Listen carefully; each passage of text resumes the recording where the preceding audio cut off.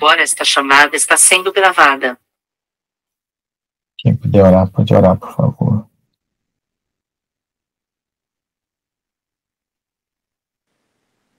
Eu vou orar, que eu estou precisando mesmo. Amém, tia. Nosso Deus, nosso Pai, Deus de amor, Deus de bondade. Primeiramente, Senhor, queremos te pedir perdão pelos nossos pecados. Muitas vezes a gente atira as pedras nos outros, mas nos esquecemos que muitas vezes também, Senhor, a gente pratica coisas erradas. Por isso te pedimos perdão, Pai, por estar julgando, por estar até sofrendo. Mas nós queremos crer, nós cremos, Senhor, que o Senhor sabe de todas as coisas, que tudo o que está acontecendo é porque o Senhor permite. Nós sabemos, Pai, que o Senhor é soberano sobre todas as coisas. Nós é que somos fracos, Pai, e reclamamos porque nós sentimos dores na alma, né? Mas nós sabemos que o Senhor sabe o quanto nós somos frágeis diante do sofrimento. E uma maneira de acalentar nossa alma é abrir a boca e falar e deixar aquilo, Pai, sair da nossa alma, na esperança, Pai, de um desabafo, na esperança de que daqui a pouco, porque a gente falou, desabafou, a gente vai ficar melhor. É uma forma que nós temos, Pai. E nós queremos te pedir perdão por isso e te pedir que o Senhor venha estar conosco, nos fortalecendo, nos ajudando, Pai, a enxergar o Senhor primeiramente, acima de todas as coisas. E usa-nos, Senhor. Usa-nos como ferramenta para fazer a tua vontade, Pai. Obrigada por essa aula que o pastor Lucas vai ministrar, que o Senhor esteja guiando a mente, o coração, a alma dele, Pai amado. Que o Senhor esteja nos dando discernimento, Pai, para entendermos a tua palavra, para que possamos nos tornar mais firmes e mais fortes, Senhor, para a honra e glória do teu santo nome. Em nome do Senhor Jesus Cristo, nós te oramos e já te agradecemos. Amém. Amém. Bom, então, irmãos, nós vamos fazer mais uma aula sobre o Pai, sobre Deus, e eu vou continuar aqui com algumas análises que foram da Bíblia e são da filosofia também, né?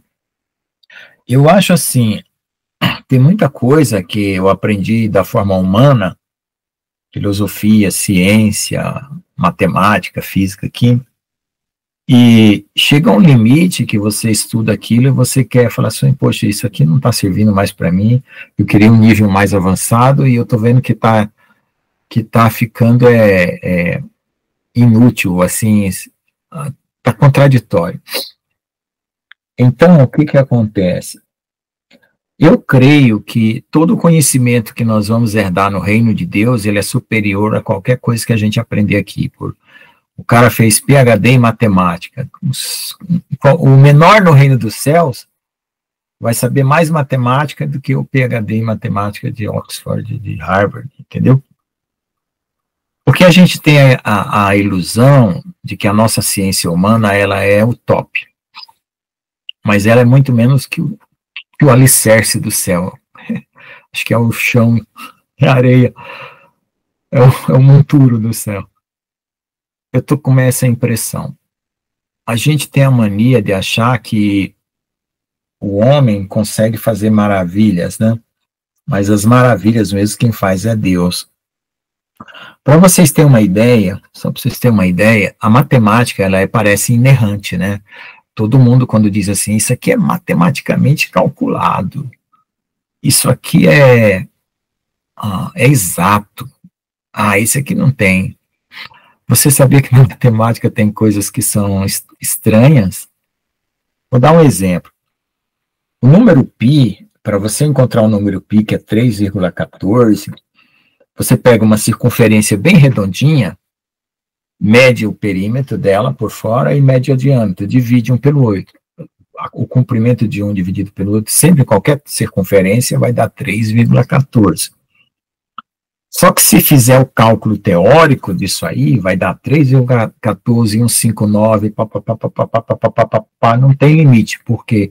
Porque é um número irracional, né, que eles chamam irracional, um número que não se repete, os números não se repetem, a sequência não existe sequência, e é infinito. A raiz de 2 também, a raiz quadrada de 2 também tem isso aí. Então, os homens acham que a matemática é uma coisa assim, que Deus usou a matemática para fazer o universo, como Pitágoras falava, e que ela é perfeita.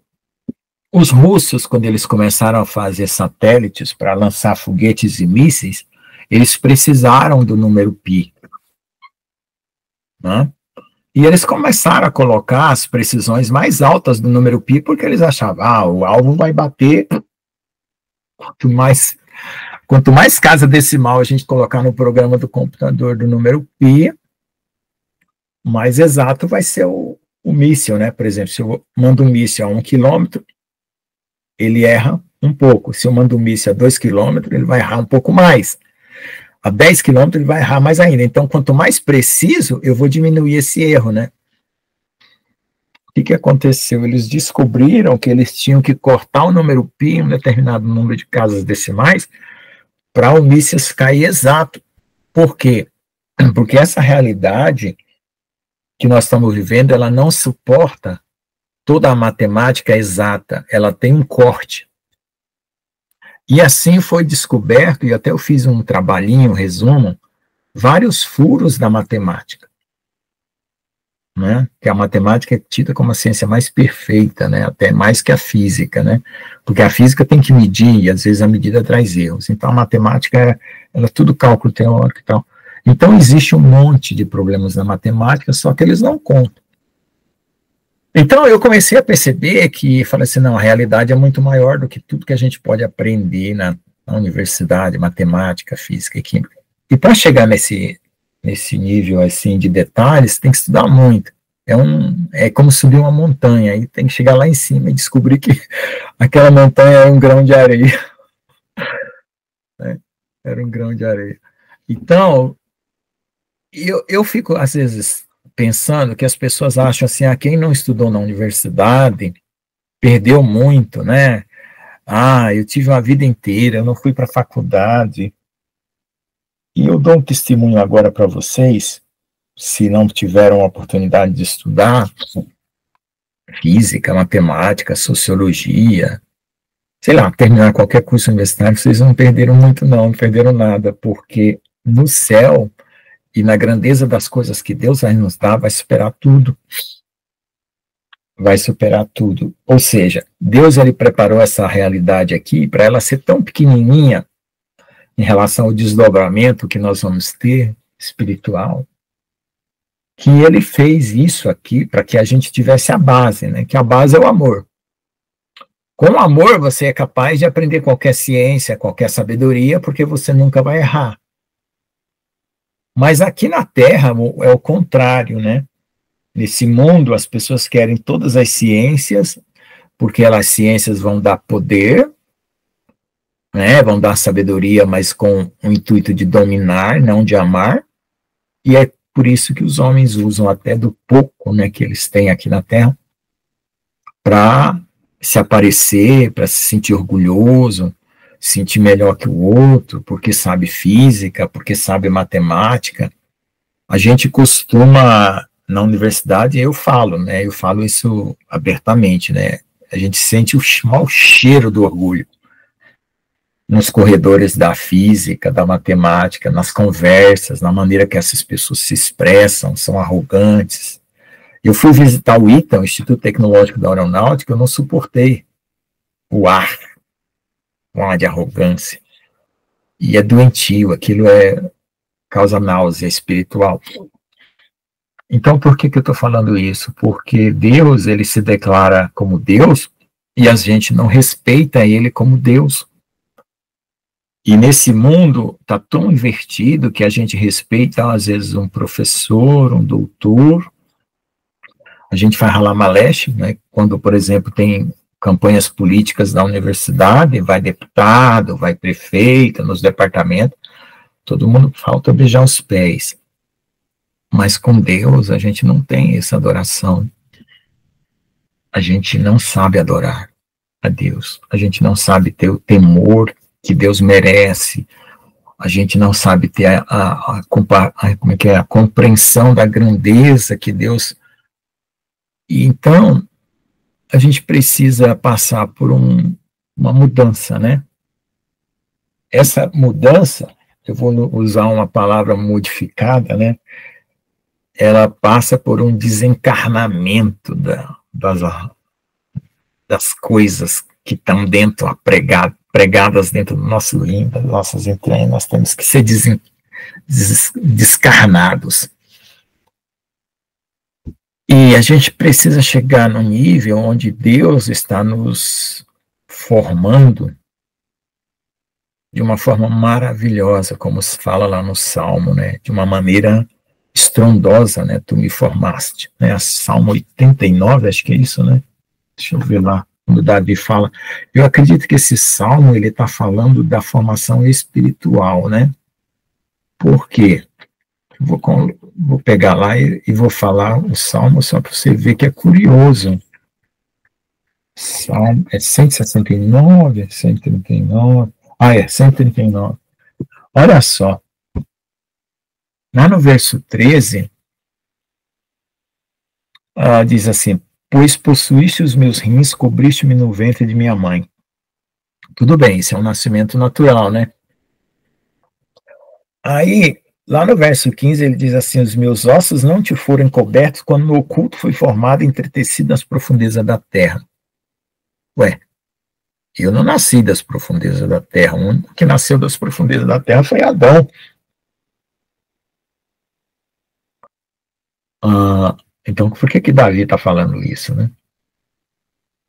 Então, ou é porque os mortos vão ressuscitar das profundezas da terra, ou porque das profundezas da terra, que é o lugar onde nós estamos, Deus está tirando um povo. Né? Então, esse salmo, ele tem uma poesia muito profunda que a gente não alcança, né? E aí, eu começo a pensar, né? Os rins, a parte mais entranhável da nossa alma, lá tem que brotar o amor, a vida, a comunhão com Deus. E é uma coisa que você expressa em palavras, ela só vai fazer sentido mesmo quando você estiver vivendo aquilo, sabe?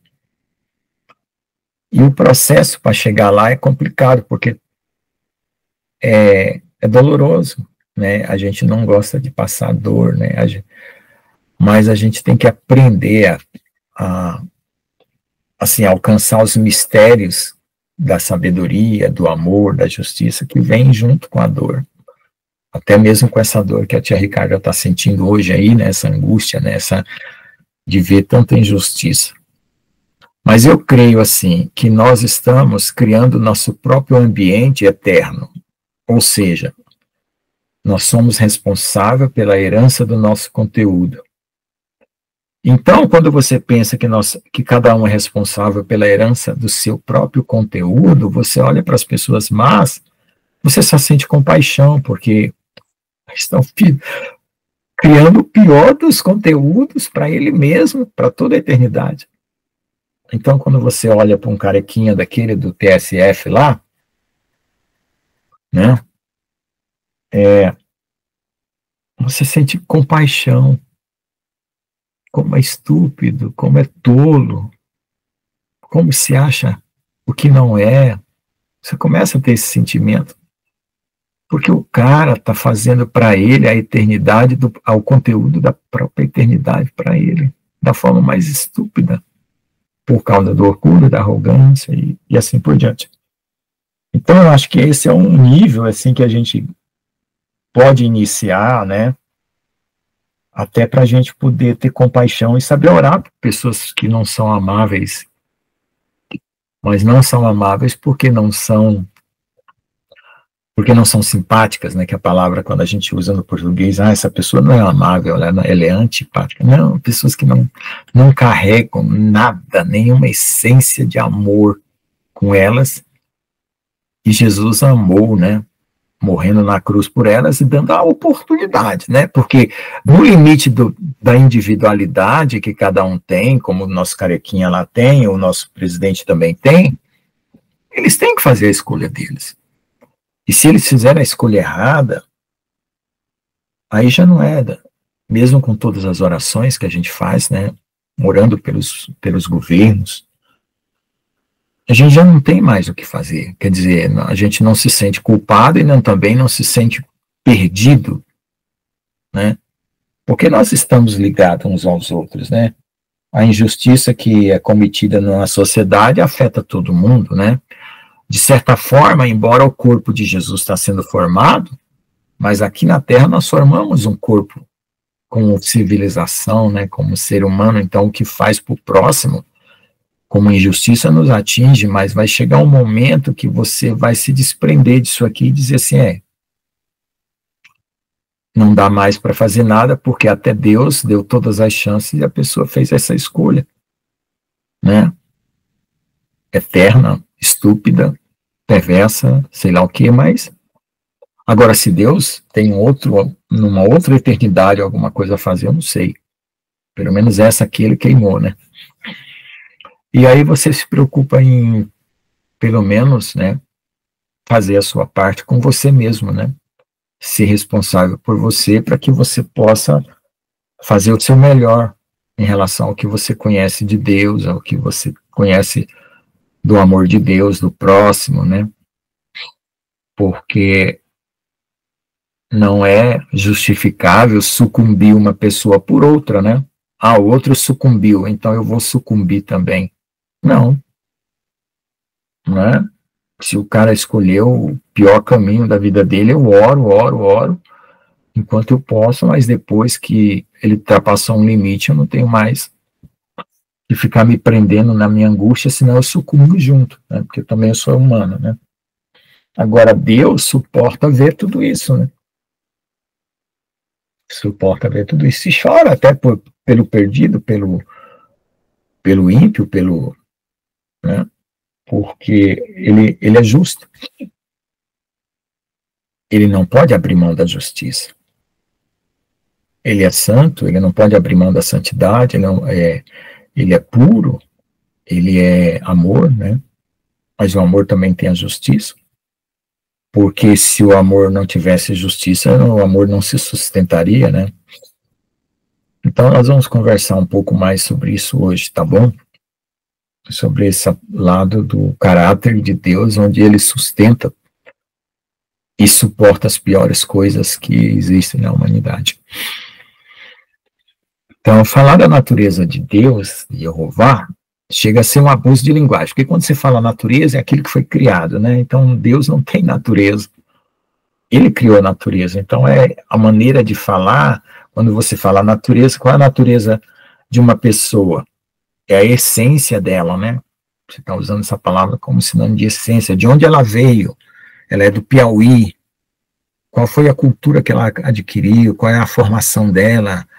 Ela é filho de gente pobre, de gente rica. Né? Então, falar da natureza é falar de onde a pessoa veio, da origem, né? Então, a palavra não é muito boa, mas a gente precisa de uma palavra, né? Porque a própria natureza, seja ela qual for e entendida da forma como for, veio de Deus, a própria natureza. Então, a gente está tentando falar alguma coisa da essência de Deus, da origem de Deus, né? Contudo, quando se tenta descrever a natureza de Deus, está se buscando descrever qual é a constituição de Deus. Em Jeová, o suposto, isto é, o sujeito e a natureza são o mesmo. Isso é uma linguagem filosófica que diz assim, eles separam em suposto, sujeito e natureza. São 3 níveis, né, de separação. Eu vou tentar explicar para vocês entenderem, né? Deus, ele é tão uno em si mesmo que ele não tem separação assim, ele não tem contradição. Nós temos contradições, né? As nossas atitudes, às vezes, contradizem a nossa própria essência. Às vezes a pessoa tem um coração boníssimo, mas consegue fazer besteira. Entendeu? A natureza para nós aqui, nessa visão humana, é isso que nós estamos carregando aqui, corpo, mente, alma e espírito. Mas existe uma essência pela qual derivou essa natureza. Entende? E essa natureza, como está caída, a própria essência nossa não se expressa como deveria. Mas Deus não. Ou seja, ele é o autor de sua própria natureza, né? Nós não somos os autores de nós mesmos, né? Nós não nos criamos. Nós fomos gerados no ventre da mãe e de alguma forma nós viemos para cá, seja pelo Espírito, né? Seja de alguma forma a gente veio. Agora Deus, o que significa isso? Que tudo nele é uma coisa só. Isso significa que ele é, ou que ele é o eu sou. Né? Essa palavra, o eu sou, carrega um poder terrível, né? Ele se auto-existe, né? Quando você diz o eu sou, né? E para nós, seres humanos, conjugar isso, eu sou, você é mesmo, tem certeza? Ah, eu sou um engenheiro, eu sou um médico. Ah, bom. Mas eu sou o quê? Ah, eu sou feliz. Mas você está sempre feliz? Ou você está feliz? Ah, eu sou bonito. Mas a sua pele nunca vai deteriorar? Você é sempre bonito? Não, um dia você vai ficar velho. Então, o eu sou carrega a eternidade na própria conjugação. O ser inalterável de bondade, de justiça, de amor. Então, não tem variação. A gente interpreta o estado que a gente tem nessa vida pelo eu sou, mas não é um eu sou. Eu sou inteligente. Bom, será que você vai ser sempre inteligente em todos os momentos da sua vida? Porque para você dizer eu sou, significa que você nunca falhará em nada. Entendeu? Logo, ele é uma substância simples. Os filósofos dizem que Deus é uma substância simples, porque substância simples na filosofia é que não tem nenhuma outra da qual deriva, né?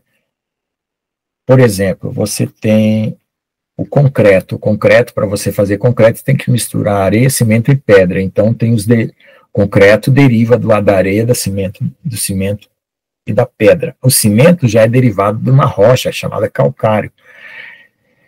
Então, na filosofia diz que Deus é simples porque não deriva de ninguém. É por isso que chama de simples. Imutável e incorruptível, né? A corrupção é uma coisa que aparece na natureza depois da criação, né? Antes não havia corrupção. Não havia motivo nenhum, força nenhuma que corrompesse. Motivo de corrupção. E agora, quando a natureza se expressa, nós temos um motivo da corrupção, por exemplo, o envelhecimento, né? Um motivo da corrupção, a morte é um motivo de corrupção. Em Deus, a ordem do ser é igual à ordem do conhecer. O que quer dizer assim? Nós temos, dentro de nós, os filósofos dividiram em ordens, né? A natureza tem ordens. Ordem não é só de ordenado, de estar organizado. Ordem é categoria de existência, vamos dizer assim. Então, existem os seres, existem os conheceres. Tá? Então, por exemplo, dentro da nossa mente, o que a gente carrega? Os conheceres, né? Que é os entendimentos, raciocínio, mas aquilo não é o nosso ser. A gente, às vezes, tem um conhecer que a gente gostaria de ser como a gente conhece. Por exemplo, eu já vi alguma bondade na vida? Já. Eu conheço bondade e eu conheço maldade, mas você gostaria de ser bondade? Eu gostaria de ser bondade. Eu já vi misericórdia na vida? Já. Eu já vi alegria na vida? Já. Mas eu sou alegria? Não. Eu sou bondade? Não. Eu sou misericórdia? Não. Então, conhecer não é a mesma coisa para nós. Mas para Deus é. Então, nesse sentido, quando você fala que Deus, o conhecer e o ser é a mesma coisa, então tudo de bom Deus conhece. E tudo de bom ele é. Então ele é amor, ele é misericórdia, ele é bondade, ele é justiça.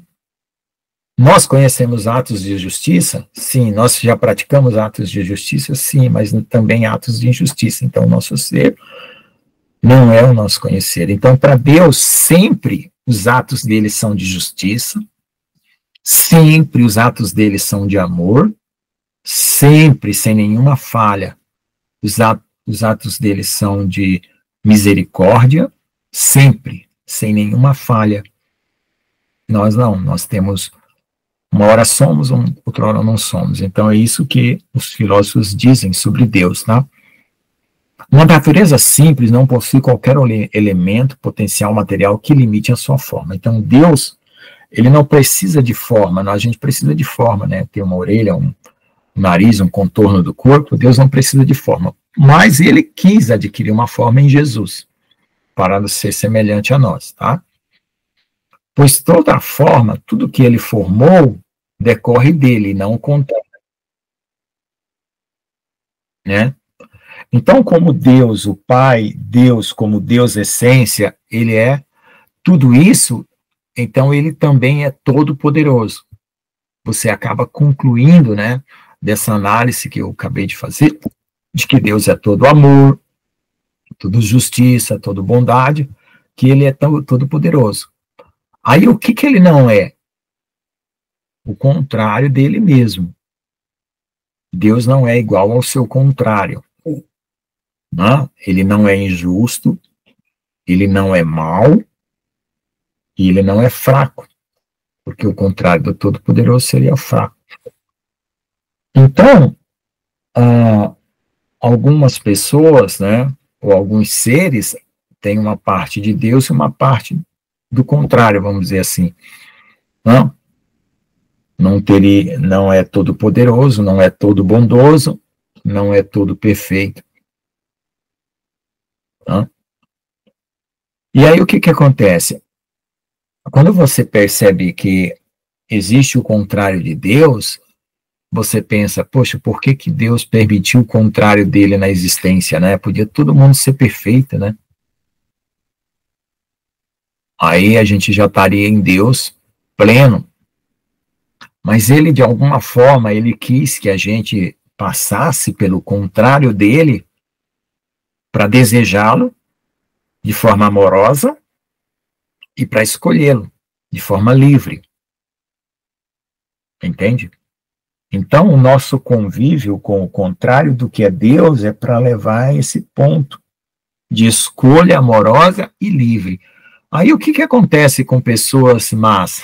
O contrário dessa escolha amorosa e livre. Né? Eles se apaixonam pelo contrário de Deus. Eles amam as trevas. Eles se identificam, né? Com essa palavra hoje em dia, essa frase é muito usada, né? Se identifica com o mal, se identifica com as trevas, amam as trevas, são atraídos por ela.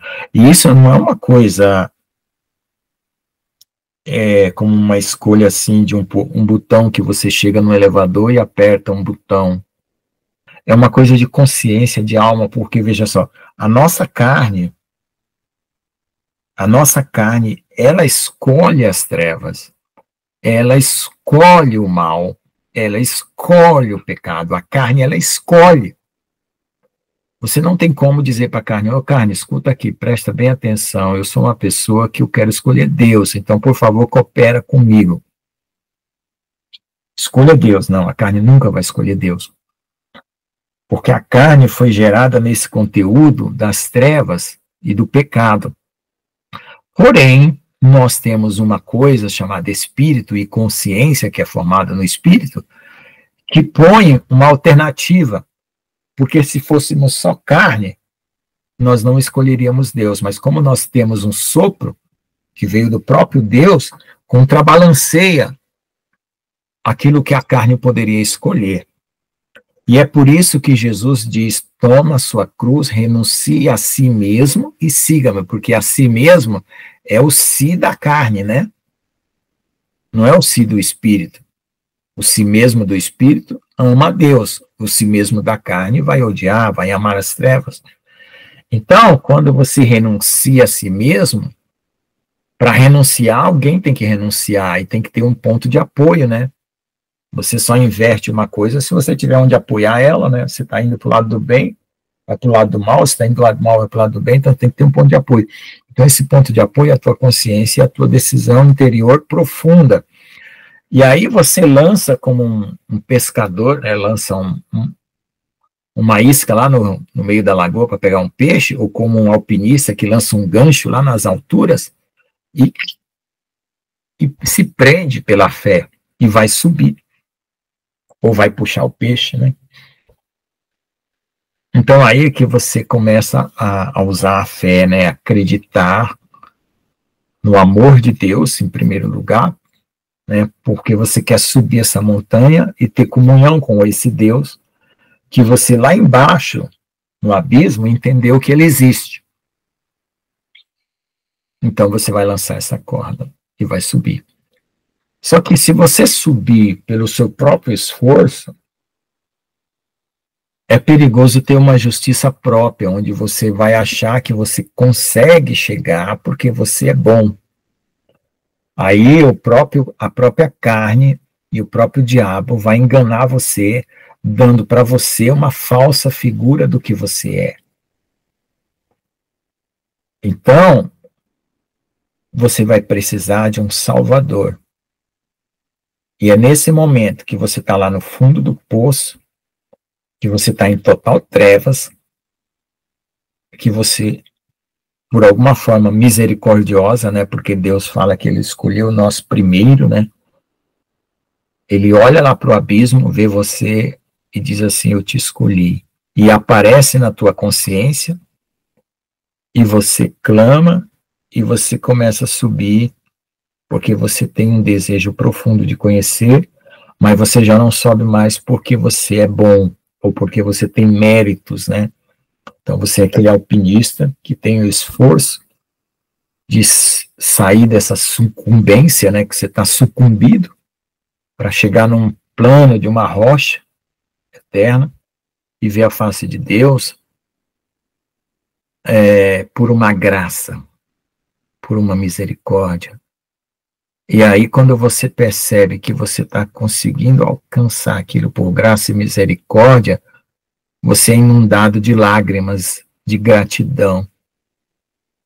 Você é inundado de lágrimas de amor, de alegria. E isso é a coisa mais incrível que pode acontecer com a gente. Porque a gente deixou o orgulho lá embaixo. Isso é maravilhoso. Esse é um estágio que a gente precisa alcançar. O abandono total do orgulho, receber a graça perfeita de Deus pela fé em Jesus e crer que o sacrifício dele é totalmente suficiente para te salvar. E te salvar significa ouvir a voz da graça, crer, ter essa consciência espiritual formada, saber que você não tem justiça para subir, não tem justiça para se transformar, e receber essa salvação pela fé, pela própria justificativa que a fé traz. E aí começa esse processo de geração, ou de gestação, né, de Jesus em nós. Porque aí o inimigo não tem mais poder, ele perdeu os recursos que ele tinha dentro de você para te derrubar, para te destruir, porque você está totalmente seguro por Deus. É Deus que te quer. É Deus que te comprou. É Jesus que pagou o preço. É a consciência criada a partir dele, né? Não uma consciência autogerada, né? Porque se fosse autogerada, como o de Satanás era um querubim, e um querubim é maior do que um homem, em categoria de ser, ele destruiria a nossa consciência autogerada. E aí é onde está o problema do orgulhoso. Porque o problema do orgulhoso é que ele vai gerar uma consciência dele mesmo, uma santidade dele mesmo. E o Satanás vai falar assim, isso é fichinha para mim destruir esse cara. Vou jogar uma coisa na carne dele, a própria carne dele, ele não tem controle, ele vai aceitar, e toda aquela falácia dele, daquele discurso dele, vai virar em nada, e eu vou envergonhar ele na sociedade, com um escândalo sexual. E quando você recebe a consciência de Deus pela fé em Jesus, você sabe que é pela fé que você foi salvo, independente de qualquer coisa. E isso tem que ser uma coisa arraigadíssima, né? Porque nem todos nós temos isso ao nível final. Nós não temos essa consciência da fé em Jesus arraigada ao nível final. Quando nós tivermos essa consciência da fé arraigada em nível final, nós somos tirados daqui porque o amor de Deus completou a sua obra em nós e nós refletimos a imagem dele. Porque a fé é a porta que abre para poder Deus lançar o amor dentro de nós, né? Então, nós ainda lutamos com a nossa consciência do nosso velho eu, que tenta se reconstruir no meio dessa tempestade toda, que não quer morrer, porque quer manter o orgulho, ou porque quer manter a suficiência, ou porque quer manter a justiça própria. Entende? Aí a gente fala de uma coisa chamada intelectualidade, que é uma capacidade espiritual de saber as coisas. Vamos dizer assim, intelectual não é todo mundo que vai na faculdade, não. Qualquer pessoa é intelectual desde que ela tenha a capacidade de entender as coisas. Até uma criança é intelectual. E essa palavra é mal usada. Então, o intelecto, pensa que você é uma grande planície, ou um grande vale. O intelecto é a montanha do seu grande vale, que você tenta subir para chegar no topo e alcançar as nuvens ou as estrelas. Então, o homem, no seu esforço intelectual, ele sobe a montanha da sua própria capacidade, da sua própria inteligência para alcançar as nuvens e as estrelas. Só que entre o pico da montanha, a nuvem e as estrelas, existe um espaço. E ele não consegue pular e alcançar. Ele vai precisar da graça, que vai levantar ele para lá, vai arrebatar ele, né? Como Jesus falou, aquele que crê em mim salta para a vida eterna. Então, um salto, né? Que você não tem condição de dar.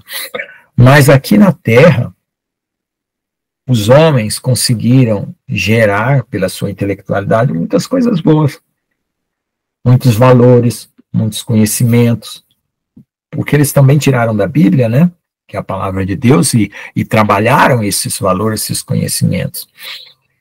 Lá no céu, os intelectuais são os anjos, os intelectos espirituais são os anjos, que estão diante de Deus para se manter intelectuais, ou para se manter intelectualizados, ou para se manter em comunhão com Deus, porque se eles saírem, eles perdem a intelectualidade deles. Aqui nós vamos para a faculdade, fazer universidade, ler livros, estudar para alcançar a intelectualidade.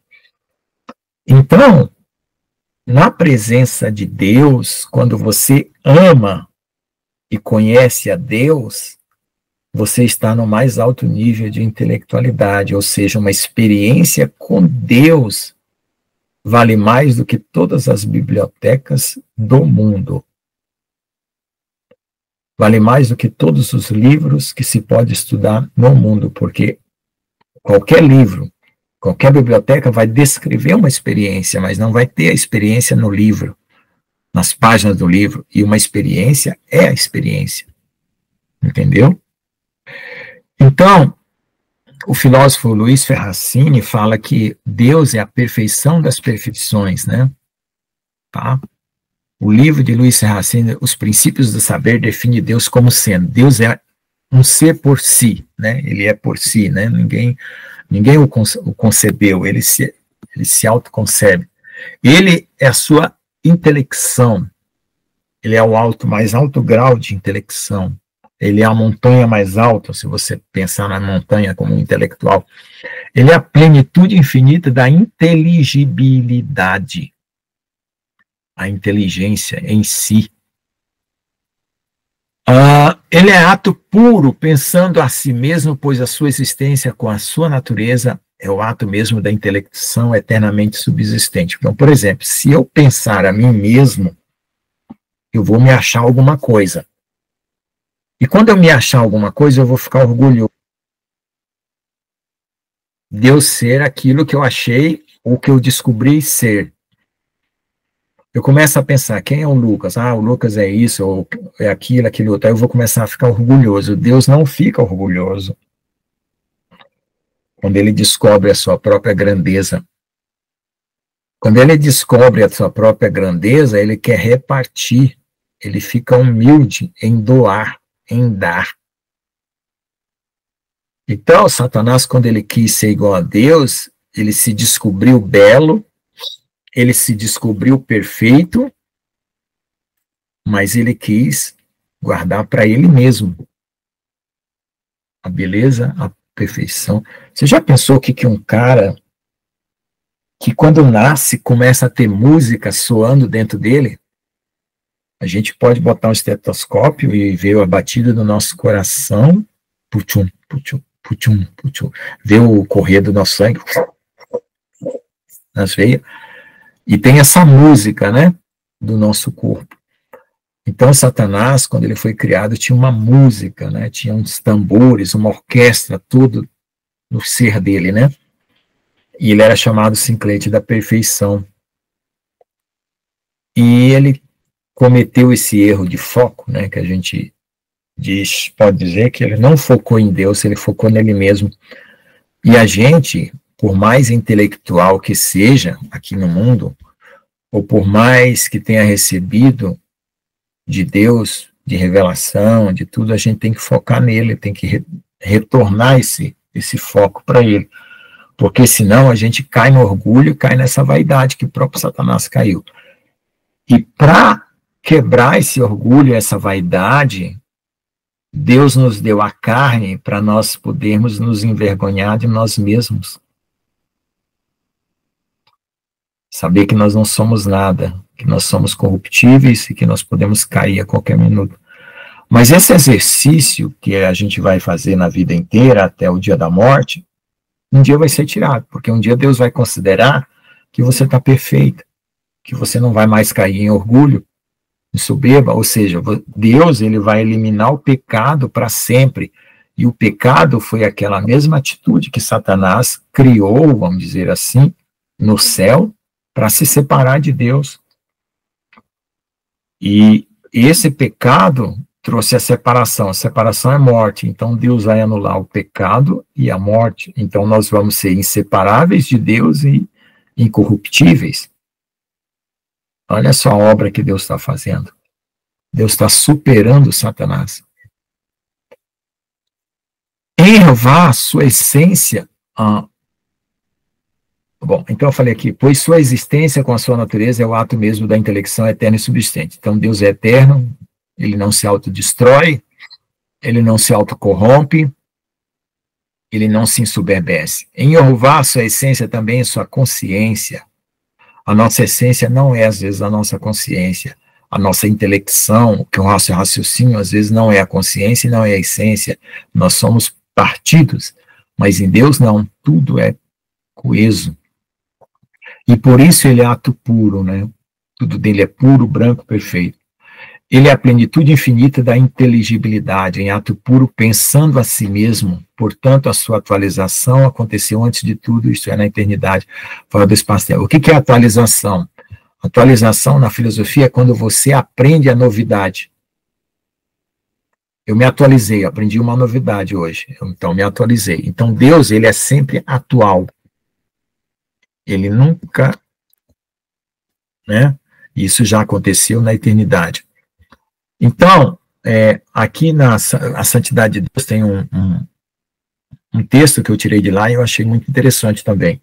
A expressão santo, santo, santo aparece 2 vezes na Bíblia, uma vez no Antigo Testamento, Isaías 6,3, e a outra no Apocalipse 4,8.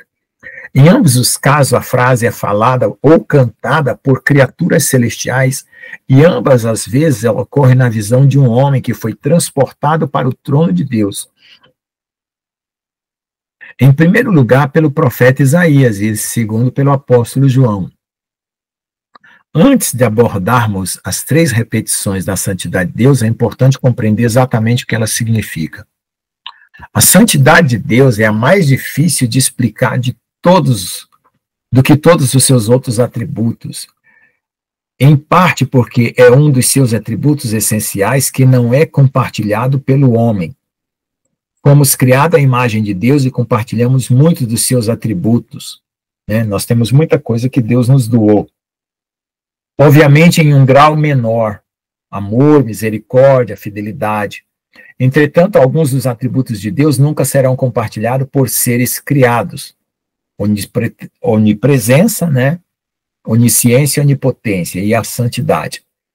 A santidade de Deus é o que separa e distingue de todos os outros seres. A santidade de Deus é o mais do que a sua perfeição, ou pureza sem pecado.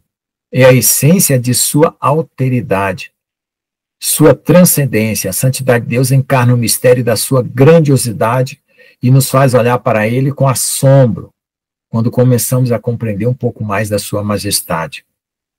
Isaías foi testemunha de primeira mão da santidade de Deus em sua visão descrita em Isaías 6, né? Apesar de Isaías ser um profeta de Deus e um homem justo, sua reação à visão da santidade de Deus foi estar consciente dos seus próprios pecados e desesperar-se por sua vida. Isaías 6,5. Até mesmo os anjos na presença de Deus, aqueles que estavam clamando santo, santo, santo é o Senhor Todo-Poderoso, cobriam seus rostos e pés com 4 de suas 6 asas. Cobrir o rosto e os pés, sem dúvida, denota reverência e temor inspirados pela presença imediata de Deus. Êxodo 3, 4, 5. Os serafins estavam cobertos como tentando ocultar-se o tanto quanto possível em reconhecimento da sua indignidade na presença do santo. E se o serafim santo e puro exibe tanta reverência na presença do Senhor, quanto maior o respeito que devemos ter, criaturas poluídas e pecaminosas como nós, ao tentarmos nos aproximar dele. A reverência mostrada a Deus pelos anjos deve nos lembrar de nossa própria presunção quando nos apressamos em sua presença irreverentemente e impensadamente, como frequentemente fazemos, porque não entendemos a sua santidade. A visão de João do trono de Deus em Apocalipse 4 foi semelhante à de Isaías. Novamente havia as criaturas viventes ao redor do trono, proclamando: Santo, Santo, Santo é o Senhor, Deus Todo-Poderoso. Apocalipse 4:8. Em reverência e temor ao santo, João prossegue descrevendo essas criaturas, dando glória, honra e reverência a Deus continuamente em torno do seu trono. Curiosamente, a reação de João à visão de Deus em seu trono é diferente de Isaías.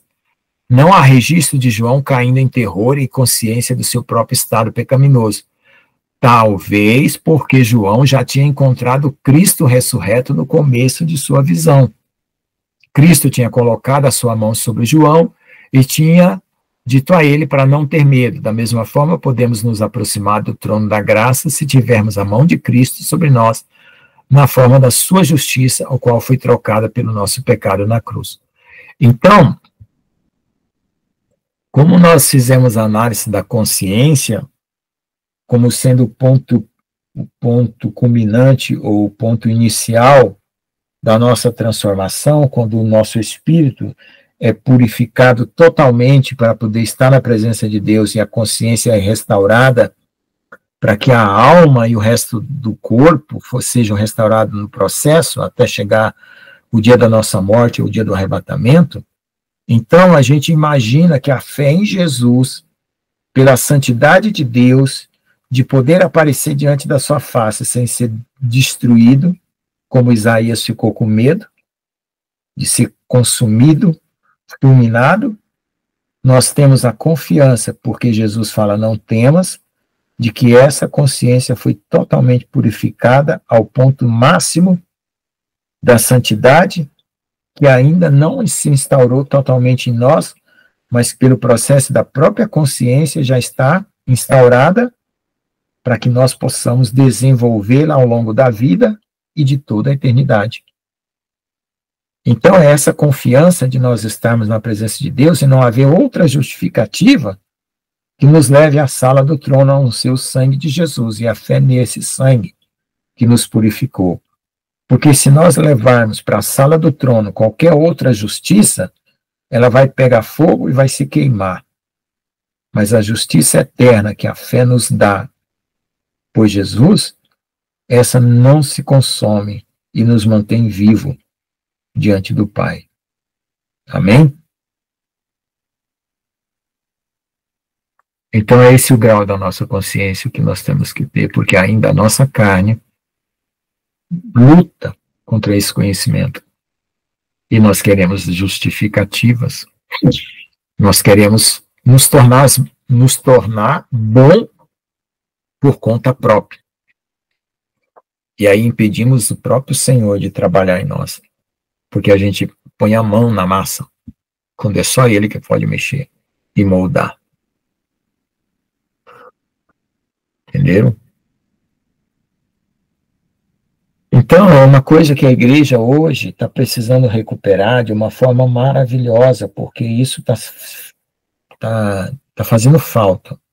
Eu sinto falta. Eu penso, quando eu estou falando isso, que eu estou exprimindo o mais alto nível de consciência do Espírito e do conhecimento de Deus, mas eu sinto que em algum lugar na minha mente, na minha consciência, ainda precisa ser atingido para poder alcançar esse nível de comunhão que ela é irretornável, vamos dizer assim.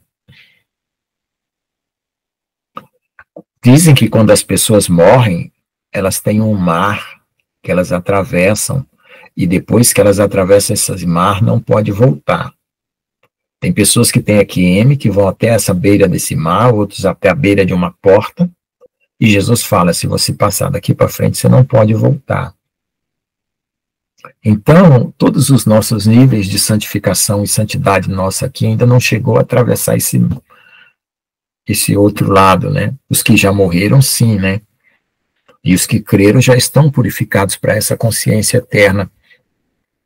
Porque já que eles não voltam, então eles vão voltar na ressurreição, vão voltar totalmente puros. E nós, os que estamos aqui, precisamos alcançar essa purificação de alguma forma, porque aqui nós estamos sendo interferidos na nossa consciência e como atrapalhados no nosso pensamento, impedidos de crer completamente no sangue de Jesus. Nós sempre queremos arrumar uma desculpa de alguma outra coisa que nos dê um estado de paz, né? Uma pacificação. Mas a verdadeira pacificação só vem pelo sangue de Jesus. Isso está escrito em Romanos, né? São salvos pela fé e por isso temos paz com Deus.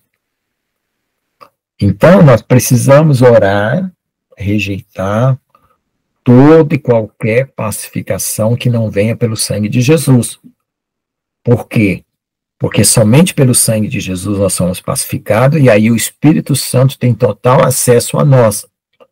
Porque se nós formos pacificados por uma cerveja, por um encontro no aniversário da família, por qualquer outra coisa. É claro que nós temos direito a participar de qualquer coisa, não é isso que eu estou falando, eu só estou querendo dizer, se você quiser uma pacificação íntima, profunda, que você utiliza de qualquer outro mecanismo que não é a própria justiça que Jesus preparou para você, você vai estar dando brecha para que outro espírito que está contaminando as mentes humanas no mundo contamine você também. Isso nós não queremos, então a nossa consciência tem que ser pura. E para ser pura é pela fé. E a fé vai produzir as obras. Que Tiago se preocupa com a fé, mas Tiago se preocupa com as obras e Paulo se preocupa com a fé. E isso é que faz com que um cara, na última hora, saia daqui, mesmo que ele teve uma vida toda errada, ele saia daqui puro. Se ele creu, ele fica salvo. Como diz o pastor Jonas, sem discussão. Creu, está salvo. É incrível que a gente está fazendo uma fé na igreja diferente disso, né? A gente está aceitando uma coisa diferente disso. E está complicado, porque parece que essa verminose da justiça, ela enfraquece o seu espírito e vai enfraquecendo todo mundo dentro da igreja. Todo mundo fica fraco na fé. As pessoas veem o perigo, o desespero, começam a ficar com medo de ser acusado por Deus, com medo de ser recondenado, né? Porque a gente estava condenado, aí a gente volta para trás, né? Recondenado, com medo de se perder, com medo de Deus não socorrer. E o medo é onde que ele é gerado? Na falta dessa fé. Então, vamos lá. O homem se divide, agora já vamos terminar, tá bom? O homem se divide em corpo, mente, alma e espírito. Agora, se considerarmos que somos feitos por Deus, para ser um tabernáculo, habitação em imagem e semelhança, é razoável aceitar que há uma estreita relação e analogia de nossa ambiência humana, né, entre Deus e sua morada, que somos nós. Então tem uma analogia, tem uma referência aí qualquer. Deus deve ter corpo, mente, alma e espírito, porque ele quis fazer isso, ou o corpo foi o corpo de Jesus.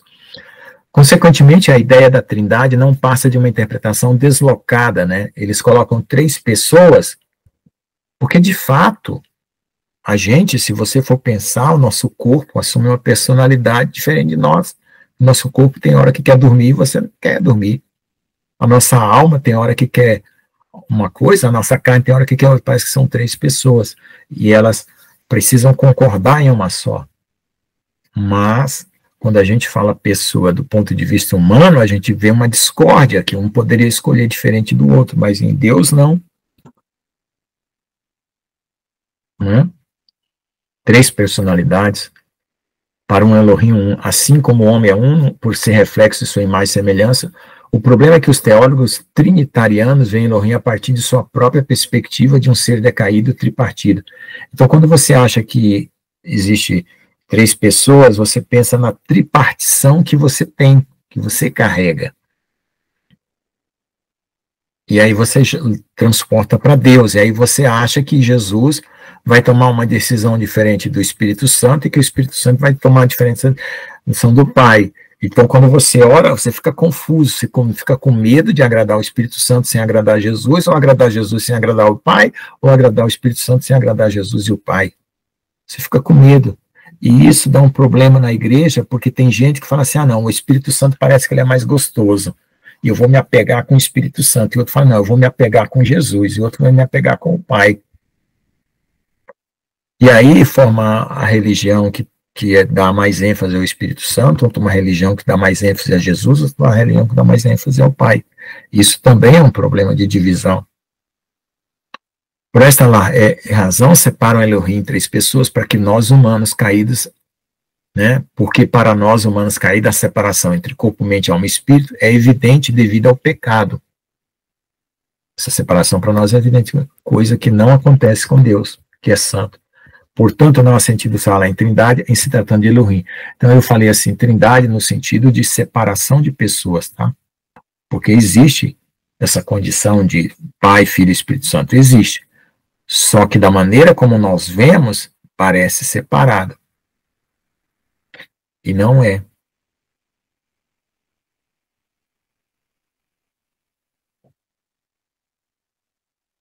Não há nada em Jesus que não seja do Pai, não há nada do Pai que não seja de Jesus, e não há nada do Espírito Santo que não seja de Jesus do Pai. Então, tá? Não tem bordas.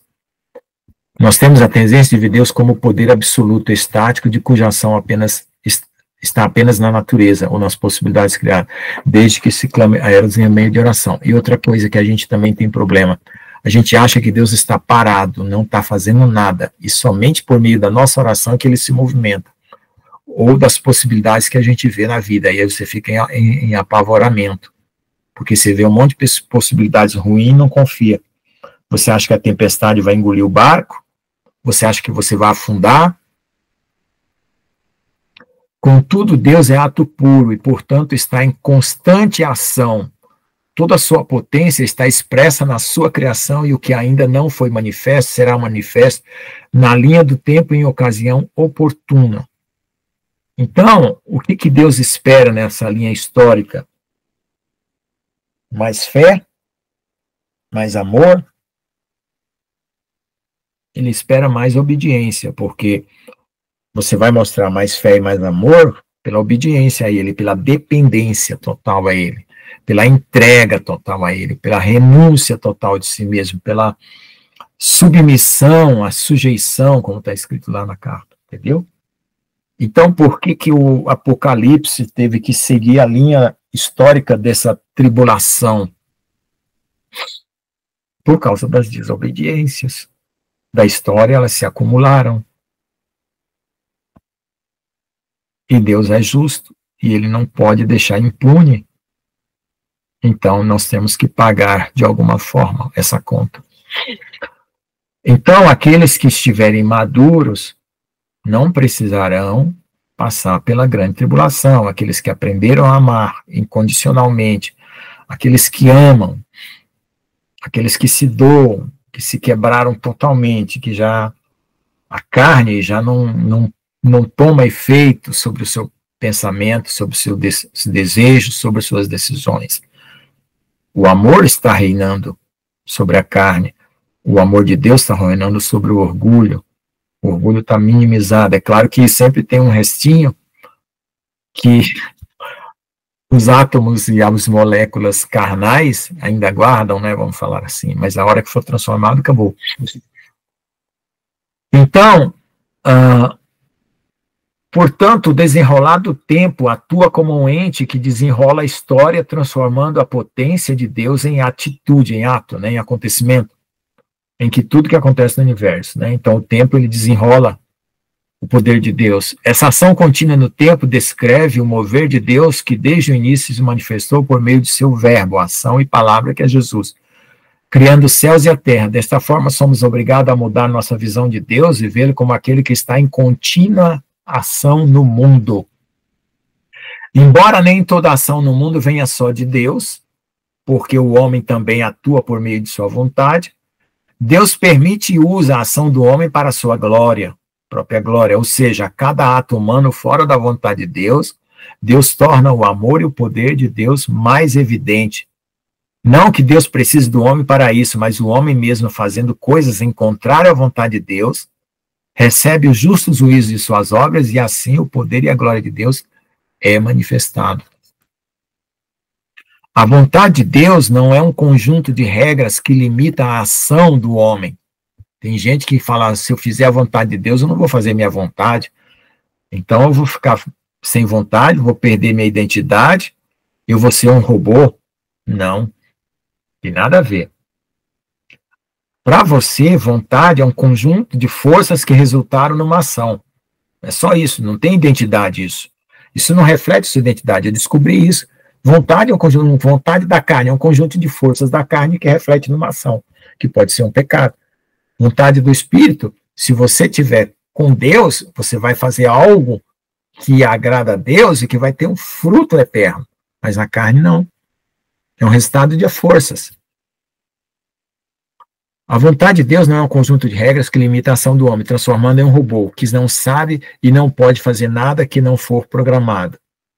Não, Deus espera que a gente haja espontaneamente pelo Espírito dele, que é o próprio Espírito que ele tem. A vontade de Deus é o fundamento justo de amor e liberdade que dá ao homem suporte para exercer suas ações de forma justa, verdadeira e fundada no amor. Aí agora aqui vem falar sobre a mente de Deus, né? Então eu vou deixar um pouquinho também, quem sabe a gente ainda pode voltar aqui, porque está no fim, tá? Eu queria mais duas sessões, aí a gente termina. Conhecimento de Deus. Pode comentar, quem quiser comentar, porque são 9h20 e a aula fica longa e ninguém assiste mais do que isso, tá bom? Pode comentar quem recebeu essa palavra, quem aprendeu alguma coisa, quiser agradecer, orar, fazer qualquer manifestação.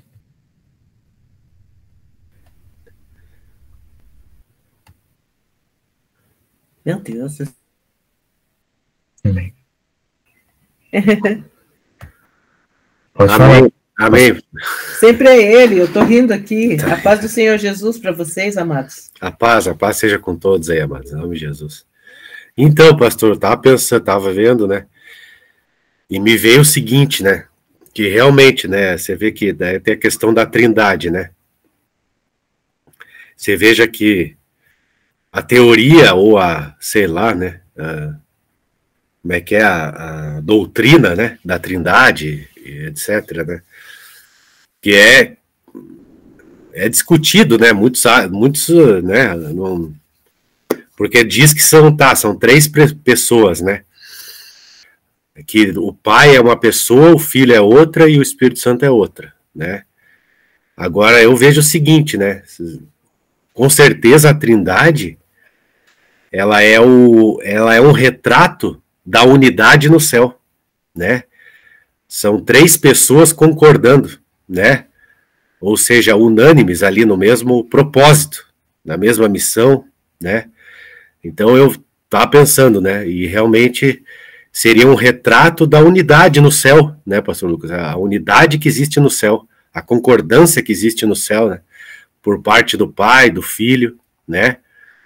O próprio Senhor Jesus Cristo concordando com o Pai, unânime com o Pai na terra, né? Concordando, então é possível, então é possível uma unidade, ela existe, né? Por mais que na terra seja difícil a gente compreender, né? De tanta divisão, né? Como diz o próprio pastor João, né? O pastor João fica indignado com tanta divisão e tudo, né? Que existe na terra, e existe mesmo, né? Mas é possível, né, pastor Lucas? É possível, então, a Trindade nos diz que é possível existir unanimidade, uma concordância, né? E no céu é assim, né? Então, no céu a gente vê que existe isso, realmente. Existe, né?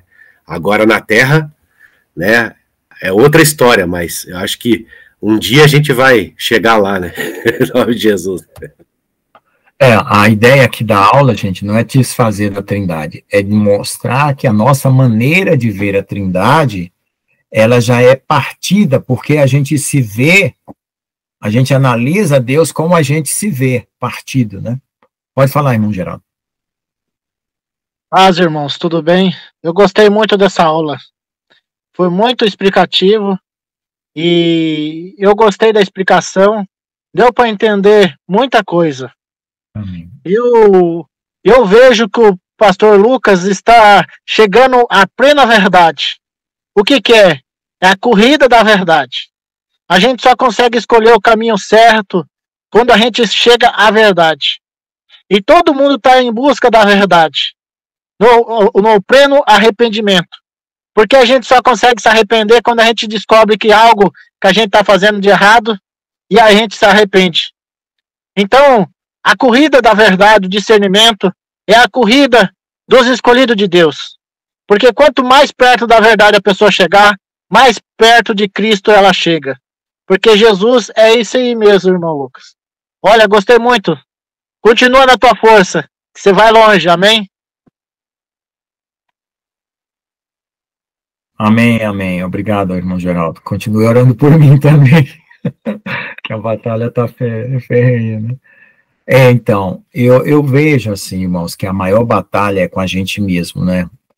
Às vezes falta comida, às vezes falta remédio, às vezes falta emprego, mas o brasileiro é cheio de jeitinho, né? Para remédio tem sempre um chá de hortelã, tem sempre para dor de dente tem um cravo que a gente põe no dente, né? Outro dia eu tive um corte na perna aqui, aí eu falei, meu Deus, eu tô na chácara aqui, eu meti o facão e cortou o galho e o facão veio em cima da minha canela, deu um corte assim, sabe o que eu peguei? Peguei Super Bonder, assim, juntei a perna e botei lá e tá aqui, ó, cicatrizou, Super Bonder, pulou a pele na hora.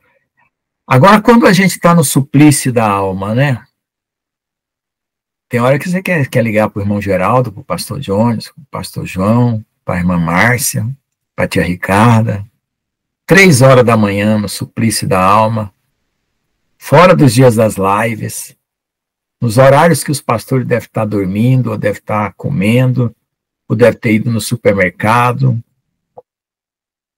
E aí você tem que juntar o seu joelho e pôr no chão, né? E tem hora que a tempestade vem e você acha que você vai cair. Você fala, agora vamos me derrubar mesmo, agora a igreja vai ficar sabendo que eu caí da graça. Como na congregação o pessoal falava, né?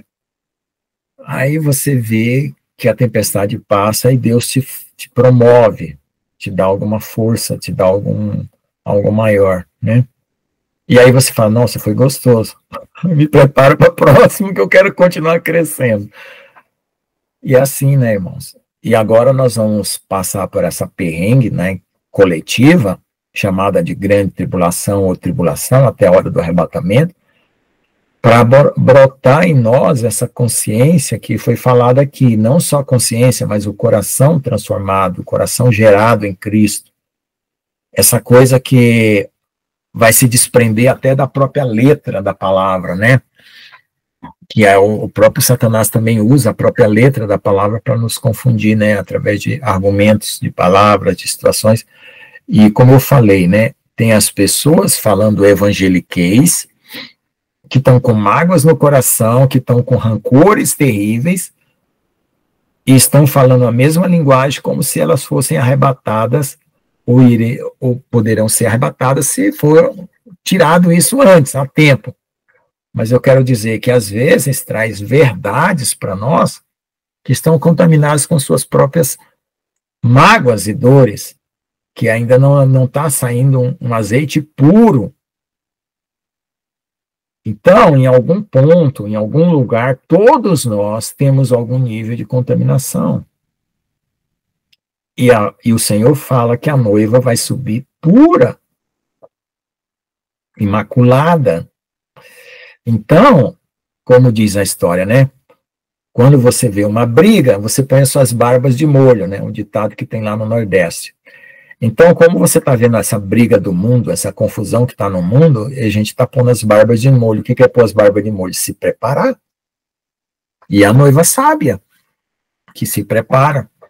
E aí, o que a gente investiga, né? Foi muito bom a investigação que o pastor João fez, né? Por que as noivas sábias, o que elas tinham diferente das noivas tolas, das virgens tolas, porque umas subiram, outras não subiram na parábola lá, né? E ele investigou e começou a conversar conosco várias lives e a gente descobriu que faltava o amor. E o amor por Jesus, o amor incondicional, que como Jesus falou para Eren, que eu quero que vocês me amem da mesma forma que como eu amei vocês, incondicionalmente. Então, amor incondicional por Jesus significa também amor incondicional pelo próximo. Porque é no próximo que você vai mostrar isso na prática, né? O seu laboratório de amor é o próximo, é o mundo, é o vizinho, é a família, entendeu? Não pode ficar só nos livros, na teoria, né? Então é isso.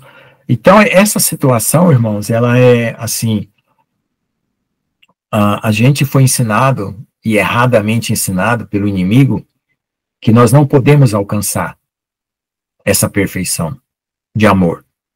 Não, você não vai alcançar. Vai alcançar mesmo tendo essa natureza caída, falha. Por quê? Porque nós vamos conseguir amar como Jesus amou, a ponto de dar nossa vida. Porque foi assim que os apóstolos partiram daqui, né? Todos os apóstolos, muitos apóstolos foram mártires. É claro que Deus não vai exigir isso de todos, né? Que todos sejam mártires. João não foi mártir. Né? João dizem, né, que ele morreu de morte natural, né? Mas tem gente que Deus vai cobrar o martírio, sabe Deus por quê? Mas vai. Então esse amor ele vai transcender a morte, como está escrito lá no Cantar de Salomão, né? Maior do que a morte. Então você não morre mais. Você não tem medo da morte, você não tem medo de enfrentar um batalhão, uma guerra, um tiroteio, uma bazuca, uma metralhadora. Então, por quê? Porque você já está arrebatado, você já está transladado, e você já está transpassado de eternidade, de amor. Então, tirar a carne daqui é como tirar o lenço de papel da toalha da mesa do jantar. Não tirou nada. Tá bom, irmãos? Vamos orar então. Ficou um resquício aí, eu me esforcei para andar rápido. Então vamos ter uma terceira aula, já como são Pai, Filho e Espírito Santo. Vamos fazer uma aula para cada um, né? Amém? Quem vai orar? Vai ter uma terceira, irmãos. Glória a Deus por isso. Ninguém vai orar? Paz, pastor. Pode falar, pastor. Amém. Eu posso orar então? Vamos orar. Glória a Deus, né? Amém. A irmã perguntou, né? Os 7 Espíritos de Deus. Esquecemos de responder a irmãzinha. Desculpa, irmãzinha. Desculpa. Quem são os 7 Espíritos de Deus? Irmã, tem uma dica lá em Isaías, né? Quem são os 7 Espíritos de Deus? E em outros lugares também tem, né? Mas se o pastor Jones quiser responder, pode responder também. Aqui. Isaías 11. 11, verso 2, né? E repousará sobre ele o Espírito do Senhor, o Espírito de sabedoria, de entendimento, conselho, fortaleza, conhecimento e temor, né? São os 7 Espíritos de Deus. Em Isaías 11, 2. Na igreja é os 7, tem as 7 igrejas, os 7 candelabros, né? É Apocalipse 2. Que a pastora ainda estava falando. Sim. Eu também acho que são o espírito da criação, eu acho que é a criação inteira ali, os 7 espíritos da criação, eu acho, né? Sim, mas são 7 espíritos de cada um diferente, esse mesmo é a criação, né? de Isaías, que o pastor falou, que ele é colocado nas igrejas. E aí, em Apocalipse 2, quando a igreja não volta ao primeiro amor, é falado assim que será retirado esse candelabro de dentro da igreja. Agora eu acho que essa é a criação mesmo, né? O espírito da criação. Mas aí está faltando parte espiritual, né? Todo o espírito. Ei, pastor Aníbal, para voltar ao primeiro amor, está faltando qual espírito? Ao primeiro amor, né? É porque recuperar o primeiro amor, a pessoa recebe o Espírito Santo de Deus e ela tem toda uma intimidade com o Senhor. Ela tem um coração de criança. E daí o que acontece? Muitas vezes a gente vê as pessoas começam a andar com as próprias pernas e muitas vezes abandona essa dependência total por Jesus. Ela automaticamente abandona, porque ela já se acha, ela começa a ter uma autoconfiança. E nisso, ela abandona o seu primeiro amor. E começa a trilhar o caminho sozinha. Quando ela vê, ela não tem mais nada de Cristo. Qual é a semelhança dela com Cristo? Ela começa a ter a sua própria semelhança e dar vida ao seu próprio eu. Quando ela se toca que ela abandonou, quando ela tem um reencontro com esse espírito, ela volta ao primeiro amor. Quando a igreja começa a andar com as próprias pernas, não pedindo a direção do espírito, ela começa a se esfriar, se torna uma igreja morna. E ela precisa voltar para esse primeiro amor. Eu vejo, assim, pode falar, pastor João, eu gosto sempre de falar por último. Não, até complementar, né, porque realmente na Terra a gente vê tanta divisão, tanta religião diferente, denominações diferentes, né, mas, claro, porque a gente está numa guerra espiritual, existe um inimigo, né, existe uma força opositora que causou isso, né. Exatamente. Agora, no céu, é possível a unidade, existe, e ela existe realmente, né. O céu, ele está realmente em concordância, em harmonia plena, né? Agora, que é o que Deus quer da gente, né? Lógico, quando Jesus Cristo aí plantou a igreja, que sempre foi a vontade de Deus, a unidade, que as pessoas realmente pensassem do mesmo jeito, só que, lógico, né? Existe o fator individualidade, né, pastor Lucas? Existe, eu acho que o fator individualidade de cada um, a individualidade, né? Isso aí também, não é que todo mundo vai ser um robô, todo mundo igual, né? Programado, sempre na mesma programação ali, né? Então eu acredito, né? Existe a diversidade, né? Existe a diversidade de Deus, que é uma coisa plena também, a diversidade, né? A questão de, né, animais, plantas, insetos, seres humanos, e todos os seres humanos são diferentes, né?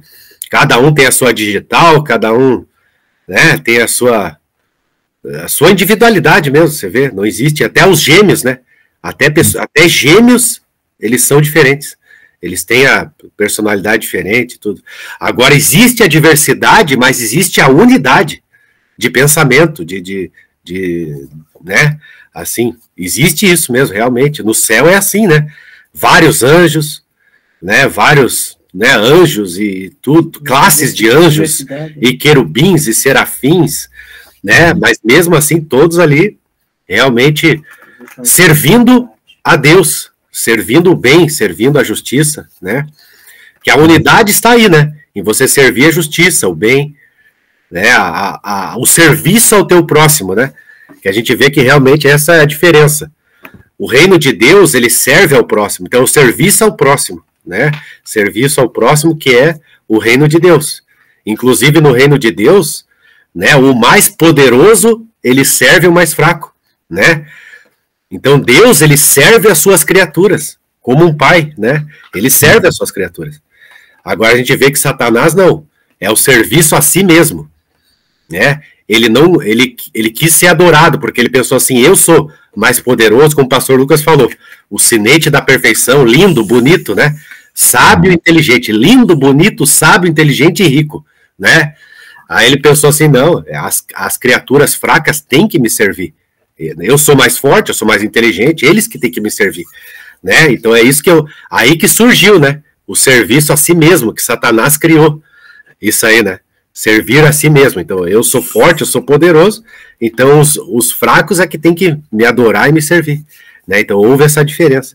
E isso ocasionou tudo, né? Ocasionou toda a divisão que a gente vê. Isso que está ocasionando. Toda a divisão, né?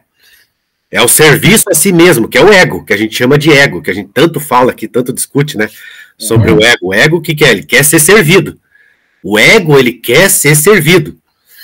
Né? E o ego está em todo lugar, até na igreja, né? Aquela vontade de ser servido, que é a filosofia do mal, é o serviço a si mesmo, né? Que a gente tanto está discutindo aí, que deu origem ao mal, Agora, como o pastor Lucas falou, todo mundo tem ego, todo mundo tem carne, né? Agora, não pode deixar agora a gente tem que dominar isso aí. Tem que ser dominado. Agora, Deus não, né? É você servir. A pessoa precisa ser dominado pelo Espírito Santo de Deus. Amém. E é o Espírito Santo que faz esse serviço. Não existe outro jeito, se não for o Espírito de Deus fazer isso na gente, né? Agora, o que é a filosofia do reino de Deus? É o serviço ao próximo, é o amor ao próximo, é servir ao seu próximo mesmo. Como Jesus Cristo foi até a cruz nessa filosofia, nessa linha, ele foi até a morte mesmo, né? Em servir ao seu próximo, né? Aí que está a diferença dos dois, né? Do reino das trevas, do reino de Deus. E eu acho que eu vejo assim, pastor, né? A unidade a gente vê nisso. Todo mundo querendo servir ao seu próximo, servir, amar ao seu próximo, servir o mais fraco, né? A gente vê que o reino de Deus é você servir o mais fraco. Você querer ver o mais fraco bem, né? Porque todo mundo, no mundo diz assim, né? Como é que diz no mundo? Ah, eu quero que todo mundo se dê bem, mas que não passe de mim, né? Entende? Seja né? Bom, mas não seja mais do que eu. É isso, como é que é? Seja bom, mas não seja mais do não que seja eu. mais do que eu, né? Ah, você está passando necessidade, tudo bem, né? Tudo bem, mas, né? Não seja mais do que eu. Se você ficar mais rico que eu vou ficar brabo. Aí eu não vou gostar mais, né? Se você tiver melhor que eu, entende? Mas Deus não pensa assim. Deus ele quer ver a criatura crescer. Ele quer ver a sua criatura crescendo, né? Ele quer ver o mais fraco se dando, sabe? Tipo assim, prosperando na vida, em todos os sentidos. Ele quer isso, ele tem esse desejo, né? Não existe aquela inveja em Deus, no reino de Deus. Não tem inveja, não tem aquela coisa de, né? Não existe mesmo. Eu sei que para nós, seres humanos, é até difícil pensar isso, né? Não há reino, né? Dividido no céu. Não há divisão e não há, tipo assim, né? Inveja mesmo, tá melhor que eu, tá mais rico, tá não sei o quê. Para Deus não, Deus quer ver a gente espiritualmente próspero mesmo, quer ver mesmo, né? Nessa ascendência, sabe, não tem. Agora no reino das trevas já é diferente, né? Aí tem aquela coisa, tá melhor que eu, aí o negócio fica ruim, né? Tá passando, glória a Deus, amém, glória a Deus. Vamos orar, né? Vamos orar, desculpa. Vamos orar. Assim, a minha opinião é uma opinião, assim, pela minha experiência, né? Eu perdi o meu primeiro amor por causa do legalismo. Porque quando eu me converti, eu era muito espontâneo. eu comecei a ficar legalista porque o legalismo, ele esconde o mundanismo. Tem duas maneiras de você ser pecador. Só tem duas, né? Ou você cai no mundão e começa a fazer as vontades da carne, aí você é um mundanista.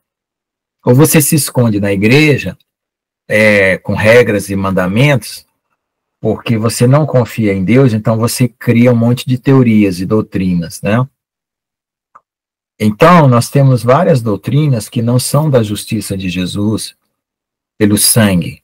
São doutrinas teológicas que substituem o sangue de Jesus por alguma outra forma de matar a carne, que não é pela cruz de Cristo. E aí, o religioso, ele gosta dessa maneira de matar a carne, que não é pela cruz de Cristo, porque ele não consegue confiar na autodestruição dele para poder Deus restituir ele através da fé. Ele quer deixar uma pontinha, um dedinho do velho homem vivo, sabe? Ele não morre por inteiro. Aí até na congregação cristã, que a irmã Márcia pertenceu, tinha um ditado assim que o pessoal dizia, esse daí não mergulhou o corpo por inteiro nas águas, ficou o dedo do lado de fora, a mão, o braço, o cotovelo, porque a carne dele ainda está tentando proliferar de volta, né?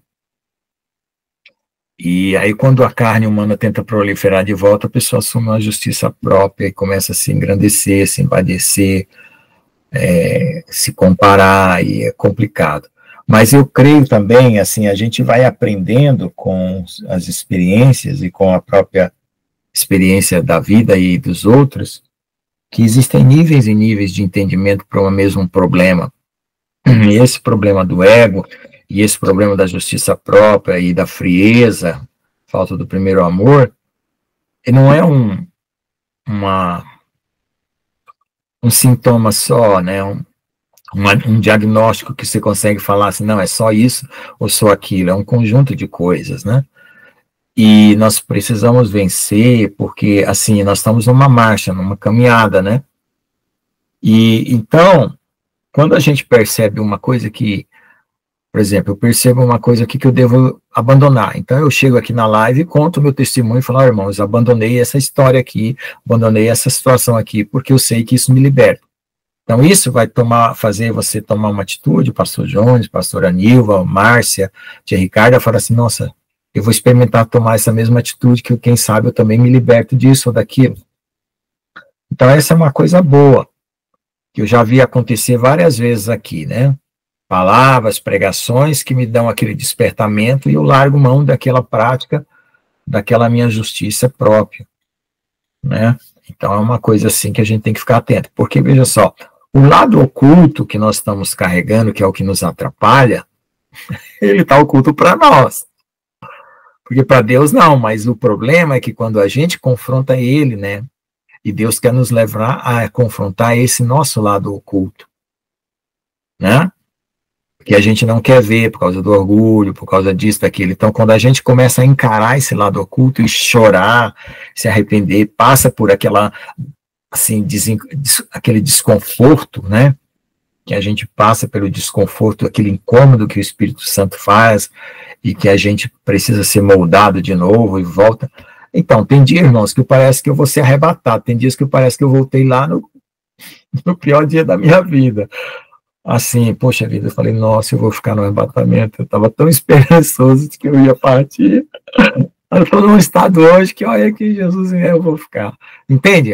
As oscilações, nossa, elas são tanto muito lá em cima como muito lá embaixo. Então, porque esse processo de evidenciar, de pegar o feijão e debulhar para sair a semente para fora, né? Lá no Nordeste o pessoal debulha feijão, né? Que você compra o feijão todo pronto, debulhado, a máquina debulhou para você. Então, esse processo de debulhar a nossa alma e olhar lá dentro do nosso coração é doloroso. E Deus tem que fazer conosco, a gente tem que aceitar Ele fazer, senão a gente não cresce, a gente não sobe, né? Então, tem que deixar Deus macetar mesmo, tá bom? Pode orar, pastor. Amém. Vamos orar então, amados, em nome de Jesus, né? Glória a Deus. E um dia eu creio que a gente chega lá, né? Glória a Deus, aleluia, em nome de Jesus. Glória a Deus, aleluia, né? Pai querido, Pai santo, bendito seja o teu santo nome. Eu quero orar por cada um que está aqui, amado, meu Pai amado, meu Deus querido, né? Glória a Deus, Pai amado, por cada um que está aqui presente, né? Que está querendo buscar o Senhor todos os dias, né? A gente está vendo que a situação, ela está, né? O Nabucodonosor está acendendo a fornalha 7 vezes, né? Nessa terra aí. Está acendendo mais e mais. Mas glória a Deus, Pai. Eu creio que a gente vai sair purificado, né? Vai se cumprir a tua palavra que diz que o santo se santifique mais nessa hora, né? E o sujo se suje mais agora, né? Eu acredito que vai haver essa distinção agora. Uma divisão, né? O santo, ele vai querer se santificar, ele vai ficar cada vez mais indignado, né? Eu creio, Pai, que as pessoas que estão meio sonolentas vão acordar, em nome de Jesus. O santo vai querer se santificar, né, mais nessa hora, e o sujo vai se sujar mais, vai se sujar mais com a podridão, né, Pai querido? Oh, glória a Deus. E vai havendo essa distinção. Pai querido, eu peço a tua bênção, a tua graça a cada um aqui, Pai, em nome de Jesus, né? Peço a tua bênção para a irmã Célia, glória a Deus, guerreira, sacerdotisa, que está aí sempre com a gente, buscando, né, em nome de Jesus, todos que estão constantemente em busca agora, Pai, nessa hora, né, em nome de Jesus, Pai, glória a Deus, porque a gente sabe que realmente o nosso ego, ele é o nosso maior inimigo, né, ele é o nosso grande inimigo, com certeza, né? E o inimigo quer puxar para ele, né? E o mundo está de um jeito, Pai, tão tenebroso, né? Que as pessoas vão começar a se render à besta, né? Olha, quão poderosa é essa besta, quem pode contra ela? Como está escrito lá em Apocalipse. Muitos vão falar assim, quem pode contra ela? Vamos adorar ela. E pronto, né? Glória a Deus, Pai querido. Mas nós, como filhos de Deus, nós temos sede e fome de justiça, né? E bem-aventurado aquele que sofre por causa da justiça. O Senhor Jesus Cristo disse, né? E a gente tá vendo isso, né, amados? Tanta injustiça. Pessoas inocentes, às vezes pessoas que nunca receberam, de repente, nenhuma multa de trânsito na vida, estão sendo presas.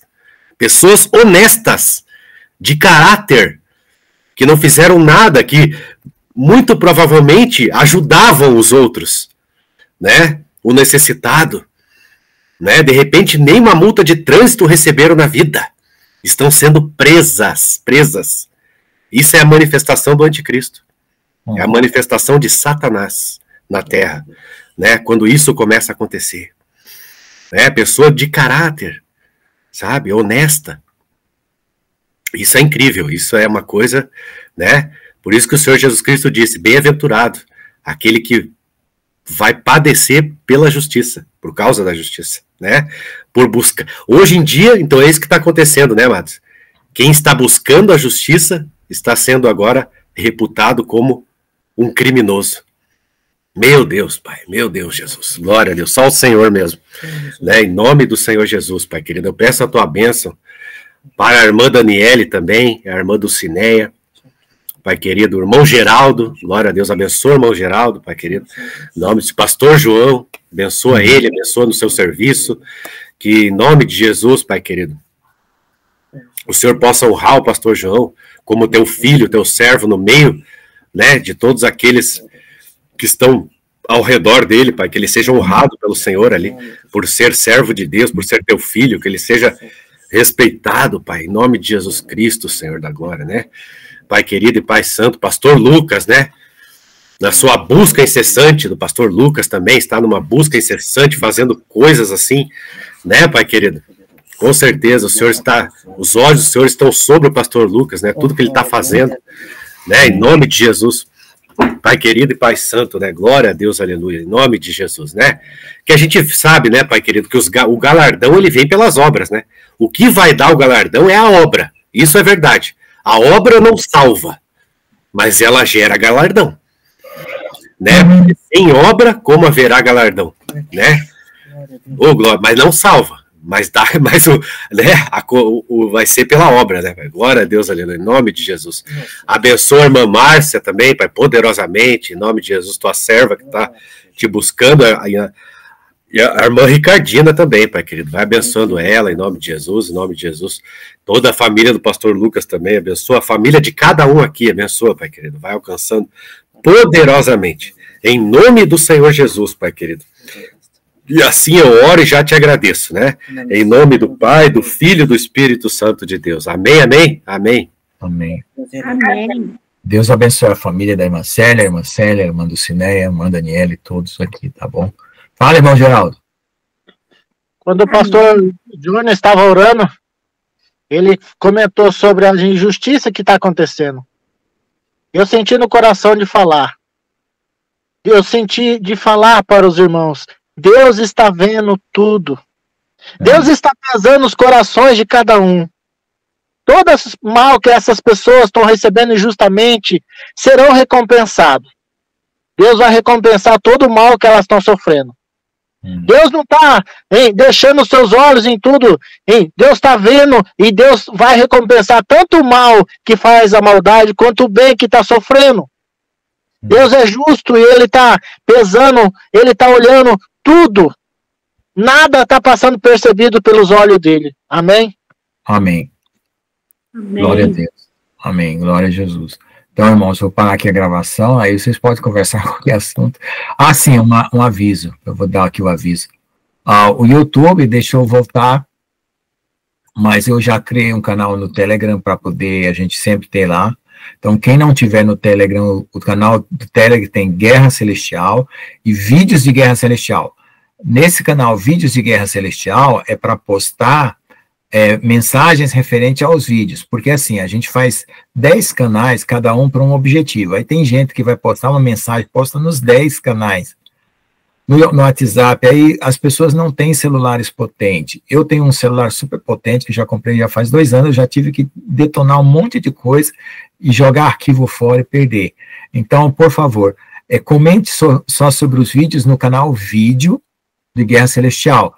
Não gostei do vídeo, gostei da parte tal, essa pregação no minuto tal tá boa, essa pregação tá ruim. Fale sobre o vídeo. No canal Guerra Celestial, aí pode trocar mensagem, né? E assim por diante. Por quê? Porque esse negócio de pegar uma mensagem e postar em todos os vídeos, você tem que ver se aquela mensagem cabe naquele canal, para poder as pessoas não ficar lotado o celular com as mensagens repetidas, porque se ela clica ali, vai repetir aquele textozinho, vai repetir aquela imagem no celular várias vezes, né? E agora até eles já fizeram programas que eles eliminam, né, imagens iguais, tudo já tem, porque no começo era complicado. Mas temos que pensar nas pessoas que têm celulares, né, menos potentes que o nosso, para não ter esse problema. Então é melhor cada canal seguir o seu protocolo, né? Porque a pessoa quer oração, vai no canal de oração. Quer ver um vídeo, vai no canal de vídeo, né? Quer ver mensagem, vai no canal de mensagem. Quer ouvir um louvor, vai no canal de louvor. Tem na comunidade lá, Amados de Jesus, que a igreja Shekinah pertence, né, que nós criamos, tem vários grupos, e no Telegram também. Então lá tem grupo até de louvor, que você entra no grupo lá, fica ouvindo só louvor, tá? Não faz sentido você ficar postando de forma assim, porque as pessoas acabam sendo dos mesmos canais. Você pode pegar uma pessoa assim, pega uma irmã, ela está em 5, 10 canais, então ela vai ver 5, 10 vezes a mesma mensagem, tá bom? Deus abençoe.